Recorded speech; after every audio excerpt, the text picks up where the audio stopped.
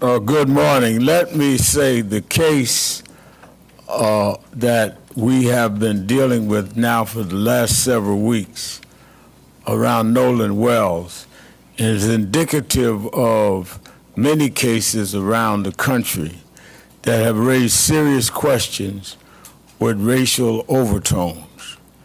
Attorney Crump and I are going tomorrow, where I'm doing the eulogy for a young black man in Madison, Wisconsin, homeless, and they say had a knife, and there's the tape of him being shot.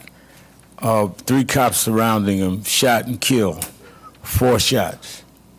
And these cases building up in a climate of an administration in Washington that we cannot feel will objectively investigate. There was a time that we could say if state authorities fail us, we can go to the Justice Department. Even under George Bush, we went to the Justice Department. We, at this point, have to hope that one, we could deal with civil courts, or secondly, that there's a balance of power with the Democrats taking the House in November, and maybe the Judiciary Committee under that can at least put a check and balance on cases that need to be investigated. But we are right now where we have 2 parents, lovely parents, I've gotten to know them, that really don't have an answer to the question, is it a civil rights violation or not? And we do not know. How do you trust the words of people that say immediately there was no foul play when you haven't even investigated whether there was foul play? How do you trust people that come back from something that happened and never really give you a straight story of what happened, including you have the keys to the car?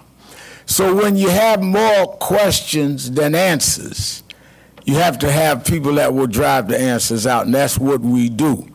And that's why I've been involved, and that's why we stay involved. And it gets worse and worse and worse. The parent of one of the boys threatening to sue us for asking a question. Imagine that now. Some of y'all call us, what do you feel about the parents, one of the boys says he's going to sue you and Ben Crump. Sue us for what? For saying what happened? So we've gone back that far.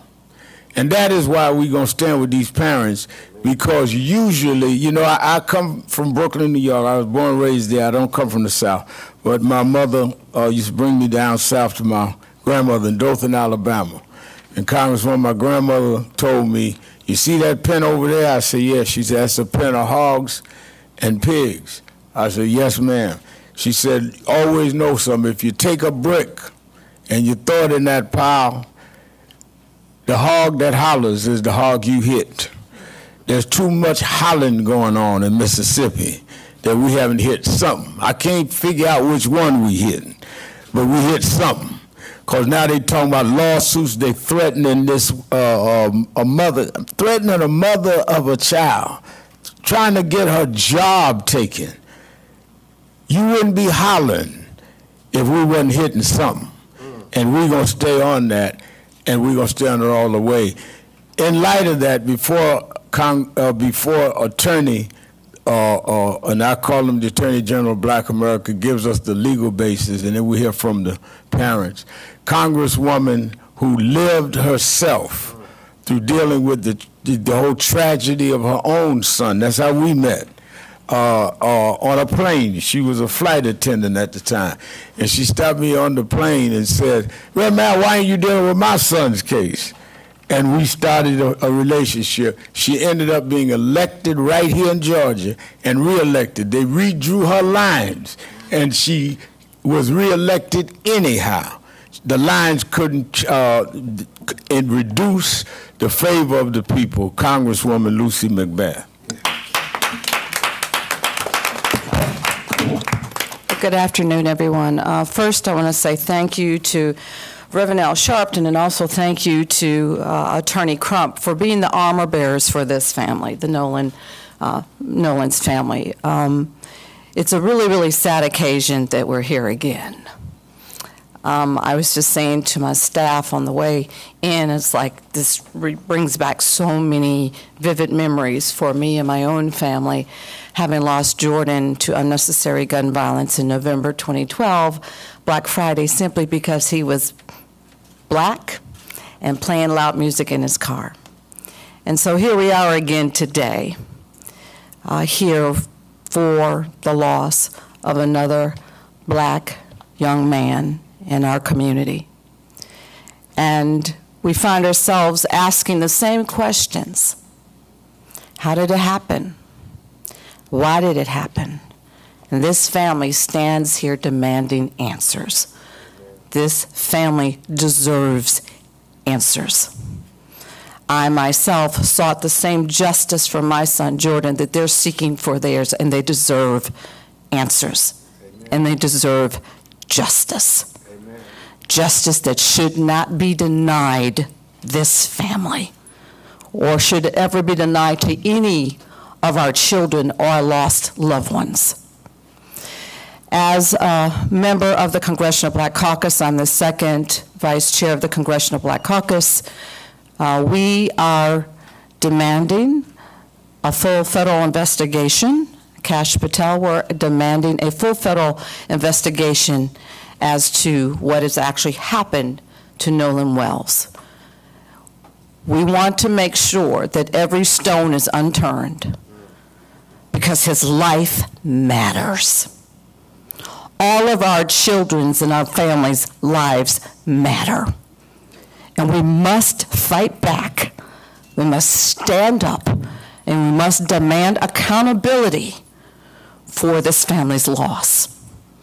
We cannot turn a blind eye to what continues to happen again and again and again. That's the reason why I ran for Congress, to make sure that we continue to put a face on what's happening to our families and our communities every single day. We must say Nolan's name. Amen. Say his name. Lift his name. And as the national black journalist of this country, you have the ability to be able to lift this story and not let it die. We see over and over again these kinds of tragedies in our communities that continue to happen. And they make it to CNN. They make it to MSN Now. They make it to our local news for maybe 30 days, if that.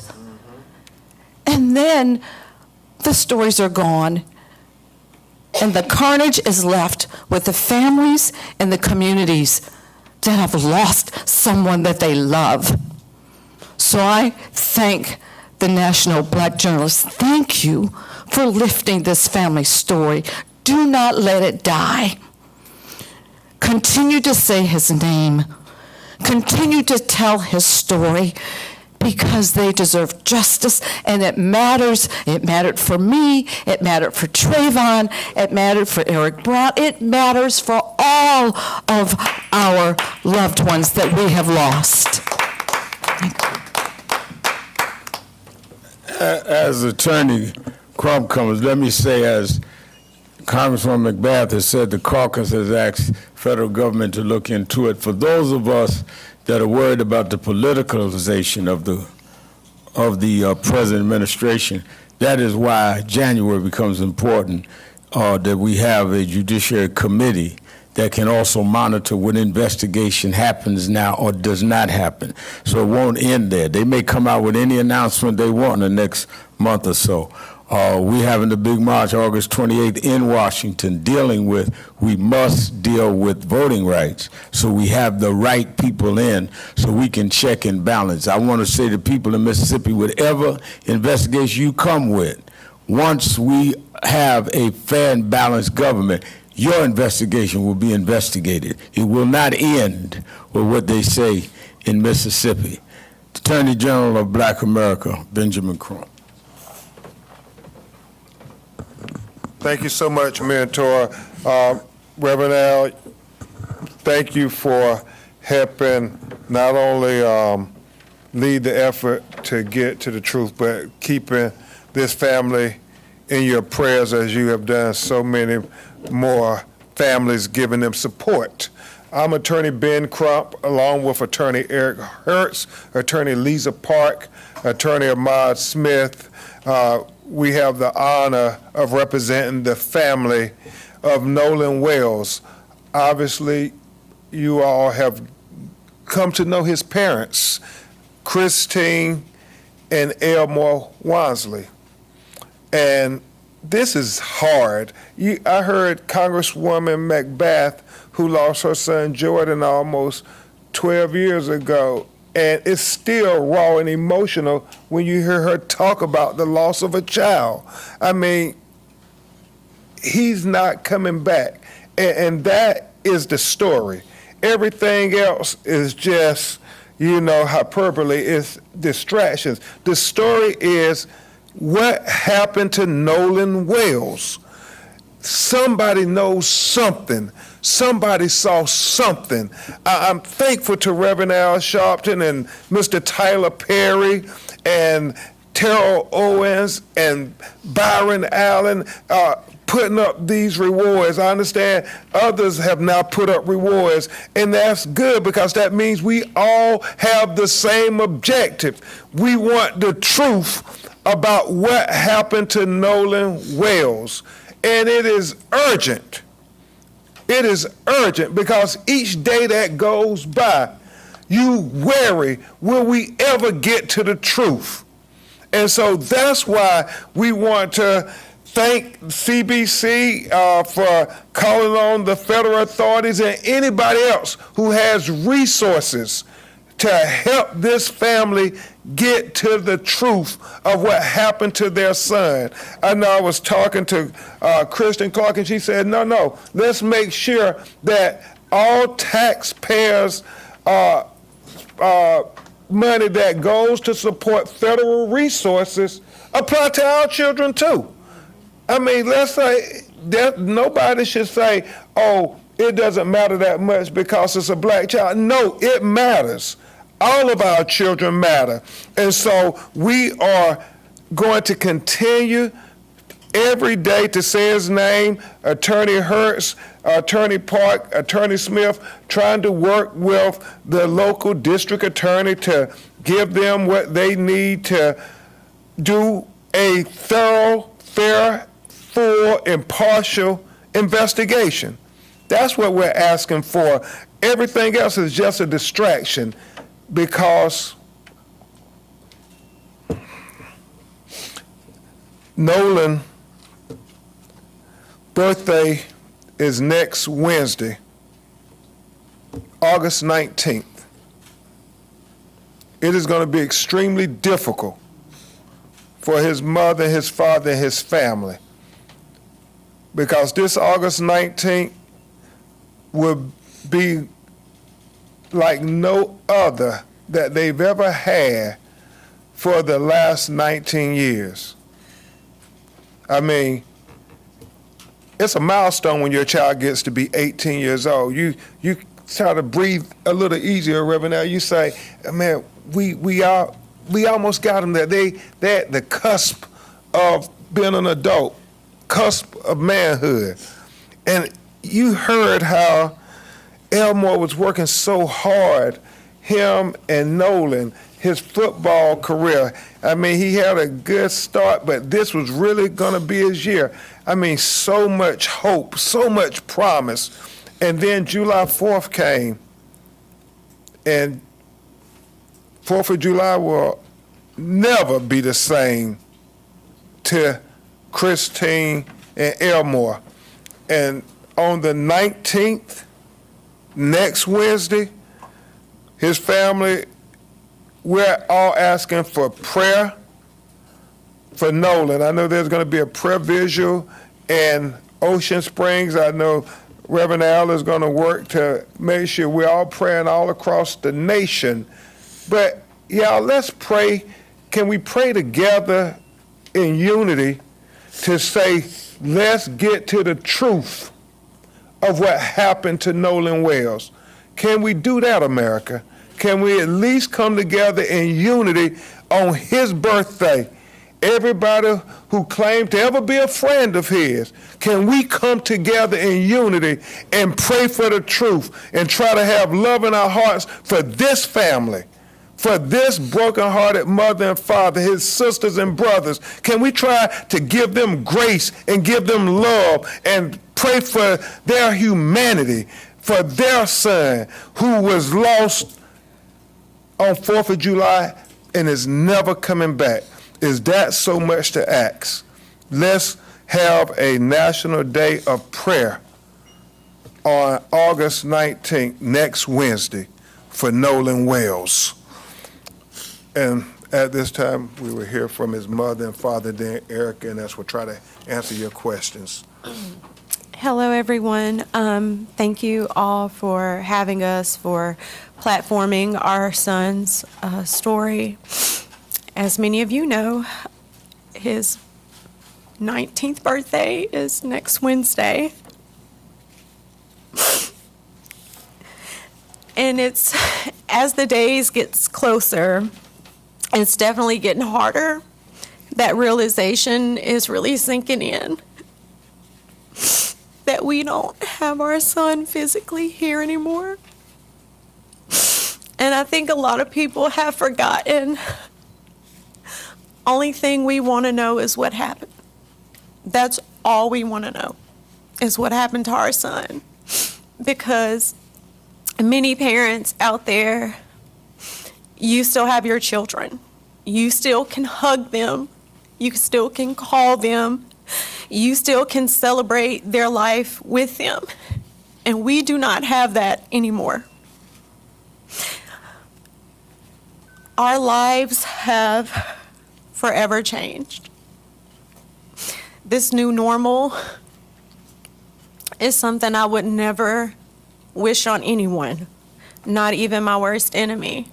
The hurt that we feel daily, the conversations that we have to have, not just with each other, but also with our other children as they are grieving as well.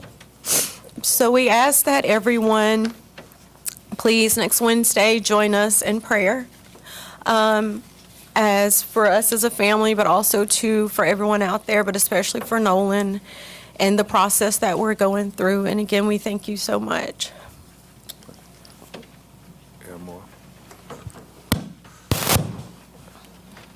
First of all, I want to say thank you to everyone who's constantly keeping our son's story in the forefront. You don't know how much we really appreciate that. Nolan brought light to our family. He was the fun in it. And with his birthday coming up, like my wife said, we have to deal with a new normal. Who knows what these years are going to bring, but we know that these years on August 19th is going to bring a lot of hurt, some laughter as we think about memories, but as far as our family, a very big piece will no longer be there. We just want the truth. We just want to know what any other parent would want to know. We're asking the questions any parent would ask. And if you feel that something's wrong with that, then that's a problem that you have to deal with. But as far as us and our family, we're just asking for truth, transparency, and to please keep us in your prayers. Next week is going to be a hard week, and the years follow are going to be hard.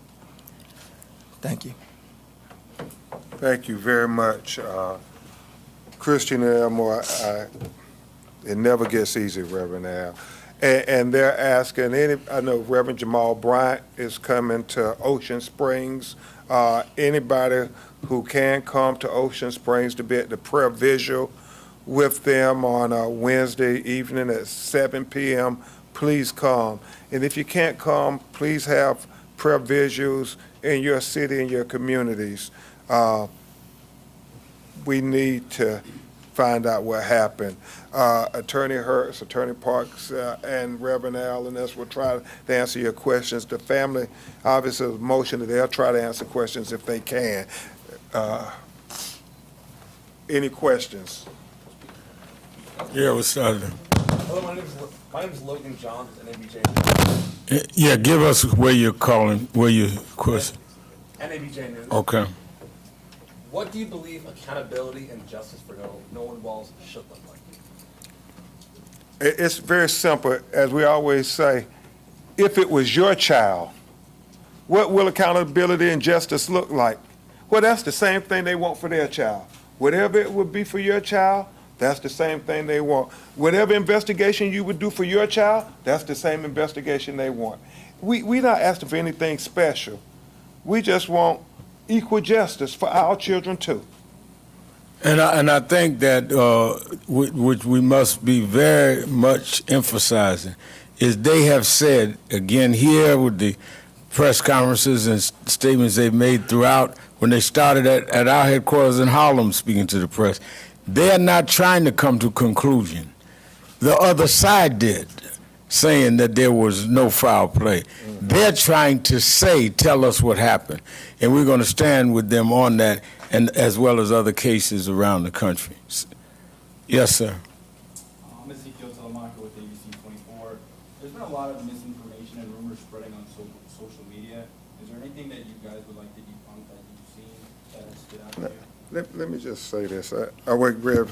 Well, I mean, I think that social media has distorted a lot. I think for myself and Ben, we're public figures that you're going to have social media lie on us every day. I don't even know if I'm really here according to social media. But what hurts us is the distortions they've done on the family, where they've harassed her in her job and sent stuff to their house, distorted with the father's question. They didn't ask to be public figures. They only are trying to get justice for their son. So I would just say, whatever social media people are trying to get likes and hits and all, do that against people like me that offered ourselves public. They didn't ask for this. All they want is what happened to their son. Yeah. And I'll simply say this, because that question has come up, and I released a statement, and I want to be clear about it. We defend the First Amendment rights of content creators reporting on Nolan Wells' case. We stand with content creators, independent journalists, and citizens who are responsibly reporting on the Nolan Wells case and asking legitimate questions in pursuit of truth and accountability. The First Amendment protects robust public discussion on matters of public concern, and those protections are not reserved just for traditional media. We are deeply concerned when cease and desist letters, threatened lawsuits, or other legal pressure become tools to intimidate or silence lawful scrutiny. There is an important difference between knowingly spreading false information and asking questions. Examining, forgive me. I want to make sure I get it exactly as we said. Hold on, I'm having okay. There's an important difference between knowingly spreading false information and asking questions, examining evidence, identifying inconsistencies, expressing opinions, and demanding transparency. Reporting should not be silenced, and legitimate questions should not be met with intimidation. Those seeking truth and accountability in the Nolan Wells case have every right to continue asking questions and demanding answers, because we are America and we have a right to the First Amendment that includes black people and all people. Hi, Denise Clay Murray, Philadelphia Hall Monitor. My question is for Congressmember McBath. Has the formal request for the FBI from the Congressional Black Caucus been delivered to the FBI, and what deadline have you given them for a response? We've actually we've actually written a letter, a formal letter, and it's already been executed. We've already sent it forth. We are giving them time to respond. We did not give them a specific deadline, but we did say that we are expecting to have an answer as soon as we possibly can. Attorney Crump, Ryan Young from CNN. Thank you to the family again for standing here and talking to us. There's been a lot about the meeting that you were supposed to have with the DA's office and the cooperation that they were supposed to be giving. Can you update us and tell us whether or not the family has had any contact with the DA's office? Are they talking with you, or the investigators put their arms around you at all? Attorney Eric Hertz and Attorney Park will address that. Hi, I'm Eric Hertz with law firm Eric J. Hertz PC, and I am heading the independent investigation in this case. I think the first thing, before I get to the exact question, is what's worse than losing a child? Probably nothing, but what makes it horrible is not knowing, and transparency is the key. So with us going into this case as doing an independent investigation, we first thank all the people on stage, all the people that have helped, and we thank you, the media. We have had much communication with the district attorney, and I feel that is confidential. We have cooperated, I can tell you that, and we would just want to cooperate like anyone else would have to cooperate, and we are continuing to do that with the duty to our clients. Mr. Reverend. So just to address that specifically, you may already realize and already know there was a meeting on July 15th in Mississippi with the DA's office. At that meeting, there were several things discussed about the investigation regarding Nolan Wells and what happened to him. In that meeting, there were several things that were set out and agreed to, and we expect the DA, as well as our own team, to follow those agreements. Yes, sir. And it's Greg Dunmore from Post Beat Media out of Detroit, ABC Station TV 20. Evil prevails when good men and women remain silent when the facts come out, and they will come out. If it indicates that something sinister did not happen and it was a freak accident, will you believe that the truth is still not being revealed? Because if the truth is not going to indicate on some level that something sinister was done, would you not believe it to be something else if the truth is If the not? truth comes out Yes. and it's clear, then we will accept the truth. That's all we're asking for. And we only have said that the people that are attacking them for raising the question of the truth say the same thing. I think that we've leaned over backwards in every press event, at the funeral, me doing the eulogy, saying we weren't going to prejudge. Yet they keep getting lambasted. Imagine this. You're losing your child and you're being attacked for asking what happened. I mean, they're not political figures. Why are they under attack for asking for the truth? So it's not about us accepting, it's about whether or not those involved can accept. Yes. Yes, Neil Lewis, Black Wall Street Times. Wait a minute, they always try to shut us up. I will not be silenced. Is it fixed? Yeah, it's on. I need to make a clarification. Don't move the mic, okay. Try this again, okay. Yes, Yes, Nehemiah Frank with the Black Wall Street Times out of Tulsa, Oklahoma. Condolences to you both. My question is for Mr. Wansley.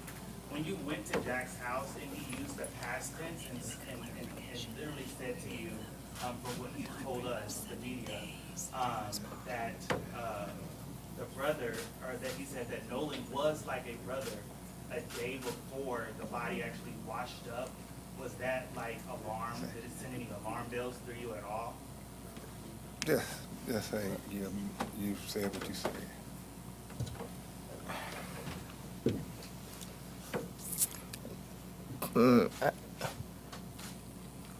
Put yourself in a father's shoes and you just found out that your child is missing. The only thing you want to know is where he is. Trying to go back and think about specific words at that moment, I wasn't thinking about that. My mind and my focus was finding my whereabouts of my son. Hey, Tom Jones, reporter with WSB TV here in Atlanta. I keep hearing about this young lady that Nolan left with. Has anybody managed to find her or talk to her? I think that what we're trying to carefully do is not impugn the investigation. So a lot of what may and may not have happened in terms of the dialogue with the lawyers and the family would not be prudent to testify on WSB Atlanta.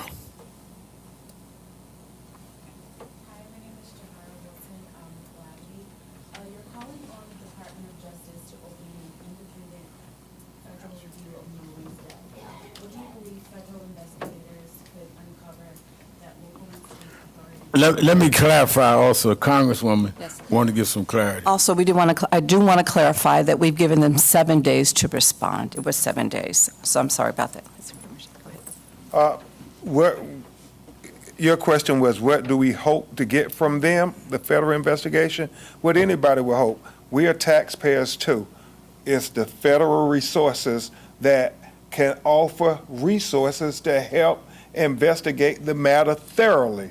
And so Nolan was not only Christine and Elmo's child, but when you think about it in a philosophical way, he was all of our children. But by the grace of God, it could be our child next. And as American citizens, we have the absolute right to say our federal government should extend resources for our children like they will extend to everybody else. I would never forget when President Obama, with Reverend Al and I, when Trayvon Martin was unalived, and he said that it's important that we extend all of the resources of the federal government to help this family get to answers of the truth. And that's all you would want if it was your child. That's all they want if they're a child. Every resource available, help us get to the truth. And let me say that and answer that. It's important that you understand that when we raise these issues, that's all what we wanted. We raised the issue. I was out front. Ben was the attorney with Trayvon Martin. And we finally got George Zimmerman in court. When the jury said not guilty, we said we disagreed, but we didn't go and attack his parents. We didn't go and chase him down. We accepted that. When we had the killing in Missouri with Michael Brown, and President Obama was president, we asked for the federal government to come in there. Eric Holder and them investigated the case and said there was no federal case that they could bring. We accepted that. So don't act like we don't accept it. We accept it when Michael Brown's case didn't go federal. We accept things when they're fair. But we want them to be fair. That's why I said, as the Congressman said, they're giving them 7 days. The FBI come back either way, but we want it reviewed by the Congress at some point. I'm on my way tomorrow to Madison, Wisconsin, to deal with Ruiz shot on camera. While I'm there's a company trying to get a contract that is in business with ICE. I'm going to talk about that tomorrow. We look at it from a civil rights point of view. They're dealing with it from their son. This is flesh and blood. Yes, ma'am. Has the DA said anything to your attorneys Oh, I'm sorry. Can you repeat that, please? Sorry, has the DA said anything, any guidance on a joint investigation of the We are in constant communication, and just like anything, like to address the gentleman sitting next to you. What was your name again? Yeah, you get 2 shots, yeah. Okay, just to address Greg's question. You know, the truth has to be proven and shown with the methodology, the way they came about. Someone just can't come out and say, hey, you know, I have a Ferrari, and then you believe they have a Ferrari. I don't have a Ferrari. The truth has to be shown. You got to bring them to your garage, show them the title. That's the truth, and yes, we will accept the truth. So the same way with what the young lady sitting next to you is saying, which is we have procedures that the courts require that we as lawyers ethically have to follow in order to turn over evidence. There's chains of custody. There's protected private information. And we are willing, in fact, today, I'm not doing anything the rest of the day, to meet with the FBI and our person, our expert, to go over that phone. And we've made that clear. So we're ready to do that at any moment. Lisa just wants to say one last point on that. Yes. Well, they said don't touch me.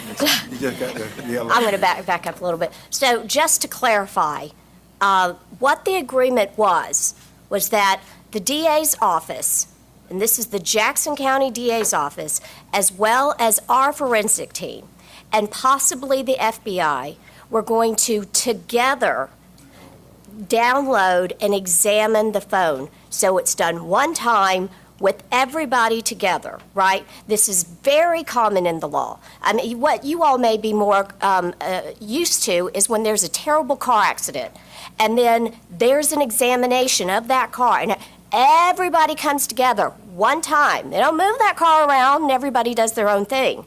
This is what is supposed to happen. We are waiting for the DA to determine the time, the place, the date. Let us know, and we are going to be there with our forensics team and anybody else, but it's done one time, one examination. We're ready for it to happen. Julie Walker, Associated Press. Can you give us a sort of a timeline or what's next going forward, including any possible lawsuits that would be filed, not against you, as you had mentioned before, but that you would be filing?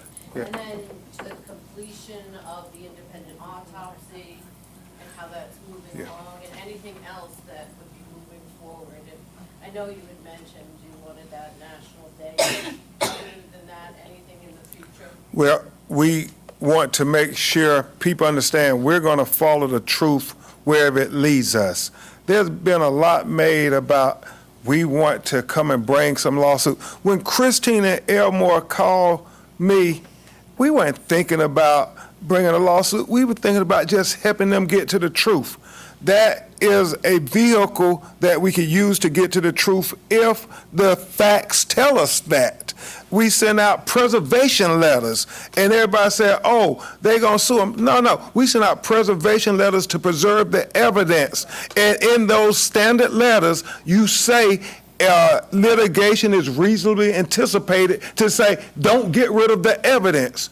We're on record that we want the truth, the whole truth, and nothing but the truth. And that's what's going to lead us in what we do. It's about the evidence, nothing else. And this family has always said from day one, even when I called Reverend Al and we talked to him, they have been consistent. We want to know what happened to our child. Everything else is just, it's just clickbait and everything. It's about what happened to our child.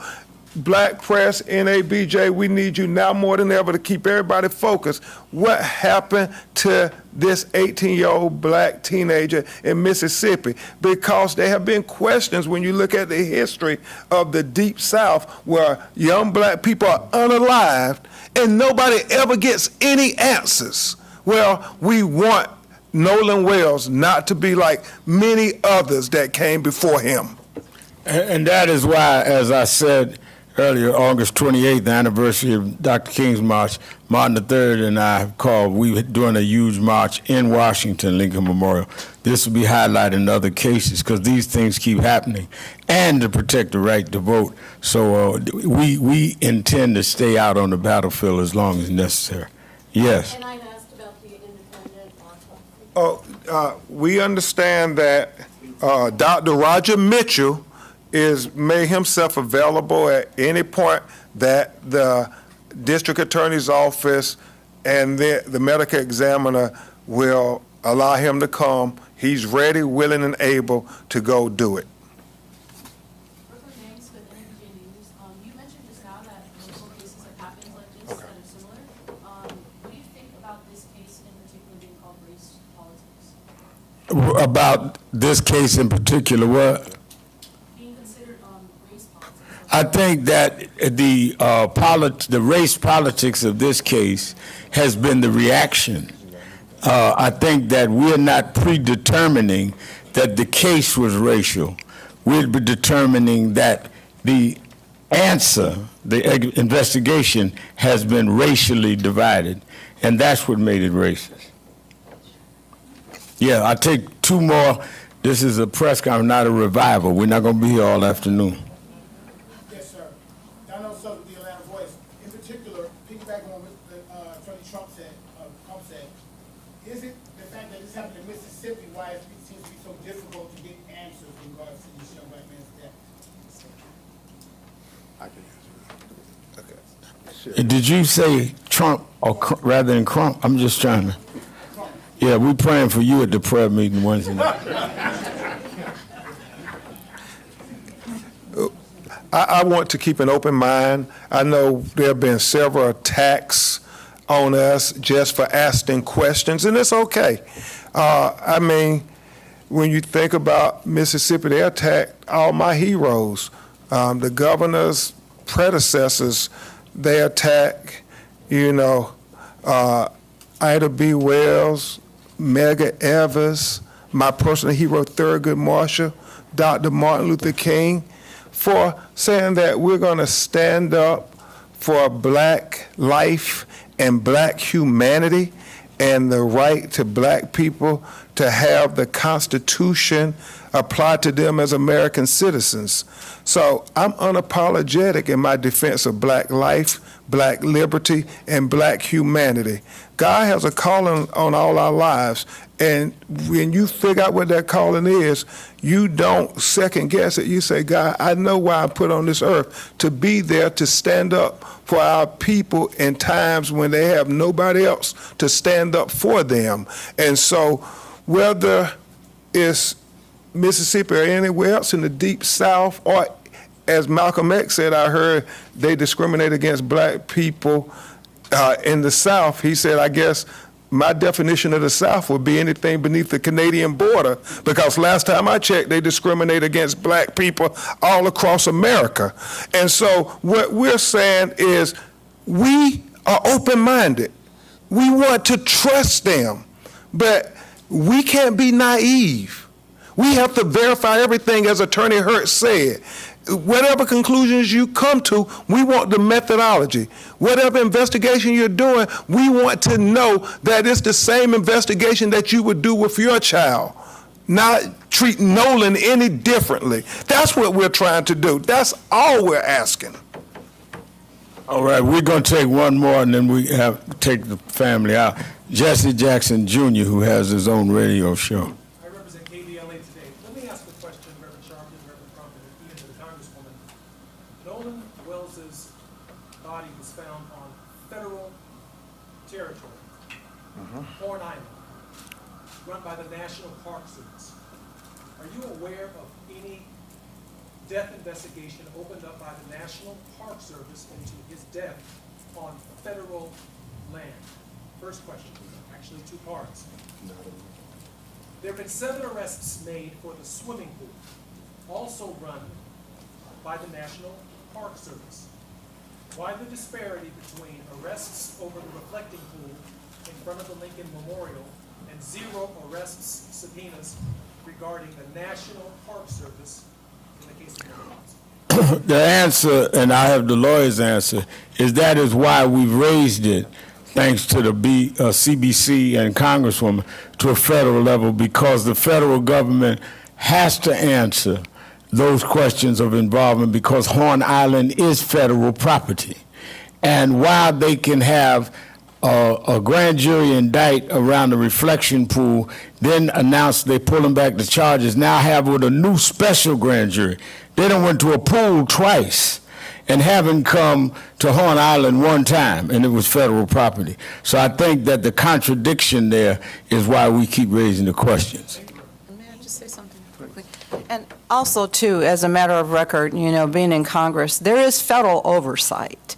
And I sit on Judiciary Committee in Congress. We also have the Senate Judiciary Committee. And oftentimes, there are a lot of these kinds of investigations that come before us because we have the authority for oversight. So since this is considered, at this point, would be considered something of national federal interest, that is the reason why we're asking for the accountability to make sure that this is not just swept under the rug. And I'll say in conclusion, thank you to the media. Now more than ever, the fourth branch of government, we need you. NABJ, we need you now more than ever. We're talking about Nolan Wells, but remember, there were two other 18-year-old black teenagers who were unalive in highly questionable situations. Tyler Smith and David Irvin.